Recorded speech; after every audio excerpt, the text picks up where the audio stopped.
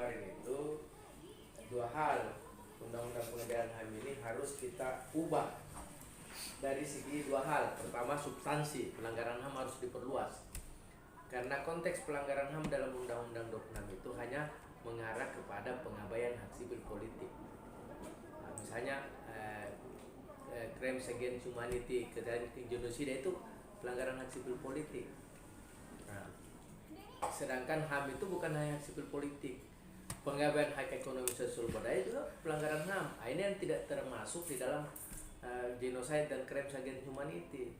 Nah, itu satu. Jadi saya bilang undang-undang pengendalian harus mengubah substansi peluasan pelanggaran HAM, bukan hanya pengabaian hak sipil politik, juga pengabaian hak ekonomi sosial budaya. Paling kita sudah ratifikasi kewenangan hak sipil politik dan kewenangan hak ekonomi sosial budaya. Itu yang pertama. Yang kedua, perluasan kewenangan Komnas HAM. Harusnya Komnas HAM itu tidak boleh hanya berada di pusat. Ya paling tidak dia ada di daerah, ya paling tidak di daerah yang ada pengadilan HAM-nya. Nah, untuk sementara Undang-Undang Pengendalian HAM itu 4. Jakarta, Surabaya, Medan, Makassar. Nah, itu harus ada di situ Komnas HAM perwakilan, Pak. Sama dengan ke KY kan ada perwakilan KY.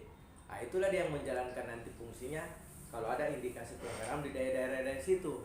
Tidak usah lihat Komnas HAM turun. Nah, itu satu.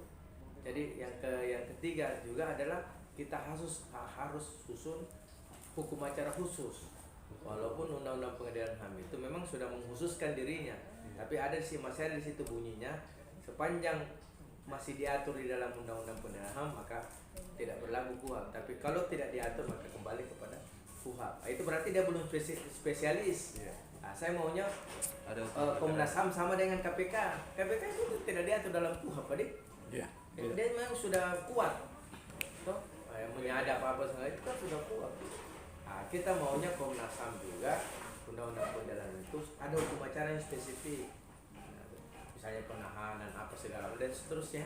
Nah, dia harus dibuatkan itu di dalam Undang-Undang Pengendalian HAM. Jadi substansi Undang-Undang Pengendalian itu harus di amandemen substansi, kemudian penguatan kelembagaan Komnas HAM dalam arti ini juga itu tadi harus dibuatkan hukum acara khusus yang spesifik, ya, karena di dalam Undang-Undang Pengendalian masih mengatakan seperti itu. Undang-undang ini berlaku, tapi sepanjang tidak diatur maka berlaku. Kalau itu tadi yang pertama kita apa ya, masalah hak ekonomi kan tadi.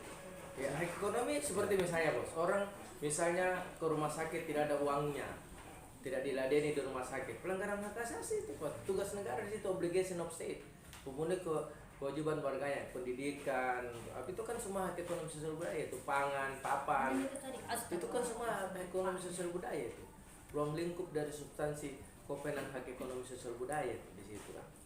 Nah, seperti itu. Yang ini kan genocide dengan crimes against humanity kan hak sipil politik, pembunuhan, perampokan, apa sih segala macam kan. Nah, tapi pengabaian misalnya ekonomi sosial budaya, orang misalnya tidak sekolah, tidak ada uangnya, orang tidak bisa masuk rumah sakit, tidak ada uangnya, tidak bisa mengakses rumah sakit, itu pengabaian hak asasi. Persoalannya siapa mau dipertanggungjawabkan itu? Karena tidak diatur dalam Undang-Undang Pengendalian HAM. Ya. Tidak diatur, harusnya atur. Nah, itu perluasan konsep pelanggaran HAM harus diperluas. Harus dimaknai, kalau kita mau bahasa judicial review ya, harus dimaknai juga pengabaian hak ekonomi sosial.